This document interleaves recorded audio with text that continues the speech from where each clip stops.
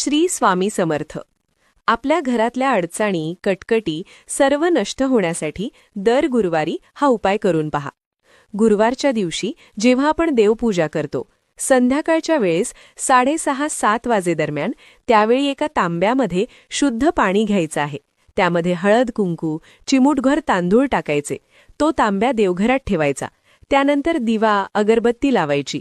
हात जोडून प्रार्थना करायची, हे देवा, आमच्या घरातून सर्व दारिद्र्य, गरिबी, नकारात्मकता, वाईट शक्ती, सर्व कटकटी नष्ट होऊ दे.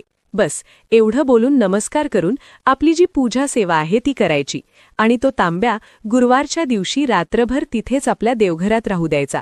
दुसऱ्या दिवशी शुक्रवारच्या दिवशी सकाळी उठल्यानंतर आंघोळ करून देवघरात जायचं, देवपूजा करायची आणि तो तांब्या तिथून उचलायचा आणि त्या तांब्यातील पाणी आपल्या घराच्या बाहेर कुठेतरी एका साईडला, कोपऱ्यात किंवा कोणत्या तरी झाडाला पाणी टाकून द्यायचं. ते तुळशीला पाणी टाकू नये. असा हा उपाय केल्यामुळे